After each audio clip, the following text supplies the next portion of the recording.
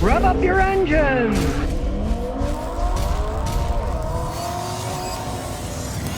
Well, here's a first for the United States. The interest payments on the national debt tops $1 trillion for the first time ever. Now, this is just the interest on the national debt. Not paying the debt off, just paying the interest. Now, that's up 30% from a year ago.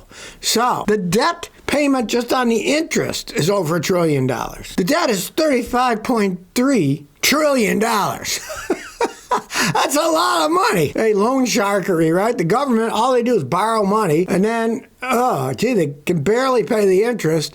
What's going to happen to the principal? Now, the only thing the government spends more money on that is Social Security and Medicare. So, now they say the feds are going to lower the interest rate by only 1/4%. Well, let's see. Isn't this kind of ridiculous? The government's borrowing all this money, and they're the ones who control the interest rate, right?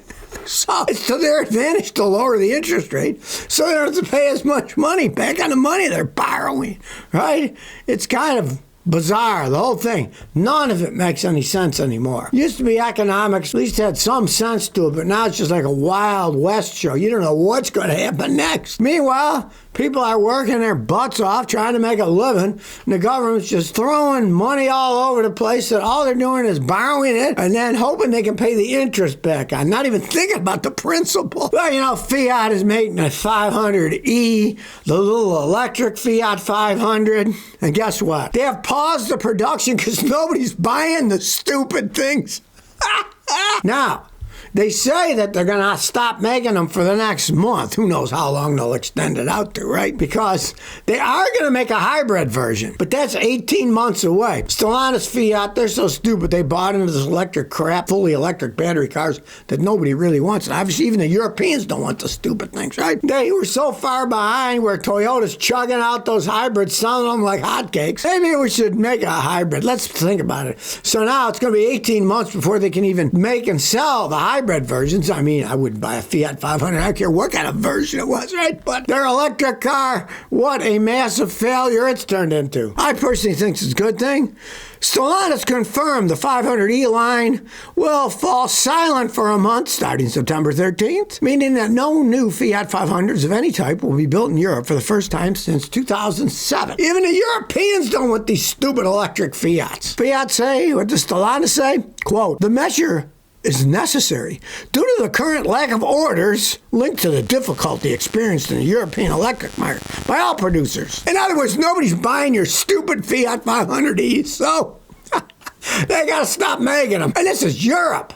Hey, these are the ones made in Europe, right? Just shows even they don't want these things. Of course, that's the worst of both worlds. Not only is it an electric car, but it's an electric car made by Fiat. So much for the electric 500 Fiat. Hey, they're kind of overpriced for what you get to a tiny little car. They weren't that cheap.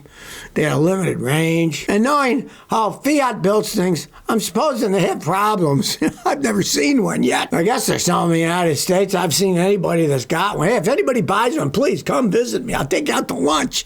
I'd love to check one of those things out in person. Before they go extinct. Well, Tesla rolled out their full self-driving volume 12.5 for the HW3s, but it's failed. As per usual, Elon promises it's coming. It finally came, and it doesn't work. Here's what one person who had a Tesla and had it installed said. I received 12.5 on my vehicle 2 weeks ago, and it's a failure.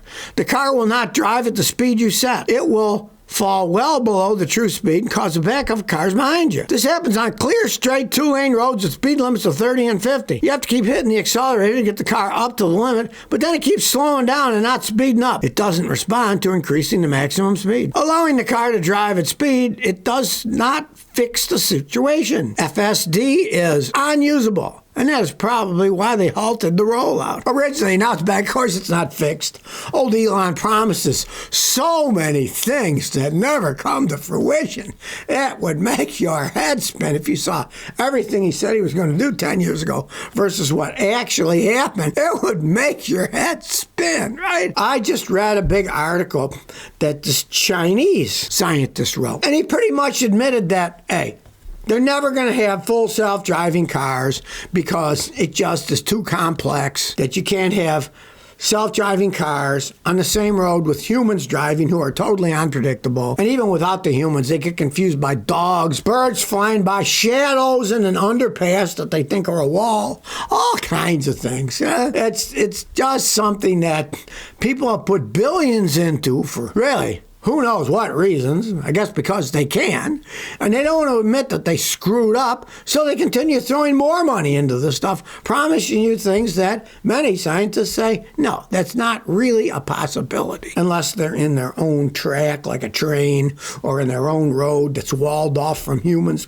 so humans can't drive in the same thing and screw the whole thing up. You know, a machine talking to a machine, if there's 100 of them, they each talk to each other within a quarter mile, that works great, right? Of course, assuming the systems are set up, but I could see that being set up to work. Trains work pretty good, right? Now, if you ever notice, though, the main problem with trains are humans, because trains go and then there's roads that go through the track a lot of times, and people are always getting hit by the trains because there's people involved on the cars driving across the train track, right? If the train tracks were all above and the cars went under them in a tunnel, that wouldn't happen, but it costs too much money to make that, especially out in the country and even in the city where trains are going down on level road and you got to drive over the train tracks, right? So it just shows that you can't have autonomous things and humans driving on the same system because it won't work. Okay, I can't help but laugh at this, right? I'm watching football because I'm a Buffalo Bills fan and they're all right. All the car ads were for electric cars. It didn't matter if it was GM, whoever. They were all advertising their stupid electric cars that nobody wants to buy. And I noticed on my news feed, there was a news feed from KHOU Channel 11, where I used to do a car talk show in Houston, right? And it's in my news feed, but it even says, sponsored. So they're getting a news feed from a TV station that's just an advertisement, and then they're running it on Google. This is why I warn people about AI. They call it artificial intelligence. Well, it's morphing into something else. AI is pretty much morphing into advertising intelligence. Whoever pays the money gets the story out, right? I'm watching the car ads, and they're almost all for electric cars. Electric cars that nobody's buying. They had ads for the electric Hummer, right? These things are $100-something. They're hardly selling any of them. Yet they're advertising it. They got this image, realizing that, hey, people don't want to buy these things. They still won't give up, and they're spending their money advertising them. Do they really think so advertised on TV, people are going to buy it? They're going to change their whole lifestyle of driving to fit in with this electric charging crap just because they saw an ad during a football game? Don't they realize during most of the ads, people either go to the bathroom or go to the fridge to get something to eat? They're not paying any attention to those things, but they're spending so much money on this. It's unbelievable, trying to get people to buy these stupid cars that they don't want. They show the family going to the cottage, and it didn't change their lifestyle. Well, let's hope the cottage is close to their house, because if it's many hours away, they're not going to make it. Or they're going to get to the cottage, oh, gee, we can't charge this thing up now. The cottage is too old, it'll blow the fuses charging this thing. Well, I was reading one of these electric journals that the U.S. Postal Service electric trucks are finally here, and the drivers love them. Now, I can understand why the drivers would love them. Those old clunkers that they had to deliver mail, the most did not have air conditioning. They got horrible gas mods. They smelled. They were old. They were falling apart. Who wouldn't want to go on this cool thing? Kind of looks like it's a giant forehead of the glass. I mean, look at it. It's bizarre looking, right? But it's air conditioned. It's smooth. It's electric, right? And it's big and tall, so they don't have to bend over to get stuff. They can all fit in the back. Now, I can understand why they love them. They love them because it's an electric vehicle that the post office workers do not have to buy themselves. They do not have to fix them. They don't have to buy tires for them. They don't have to pay insurance for them. They're just driving them around. Hey, I like the Volvo electric car that a guy brought me last year. I love the car. And I said, hey, I'd think about getting one if it wasn't an electric car. But if they gave it to me and they fixed it and they paid the insurance and bought the tires, I'd gladly drive the thing around, right? So I can understand why the postal workers are in love with them. Now, we as taxpayers are paying through the nose. They just keep raising the price of stamps. It's now 73 cents. I remember when it was 3 cents.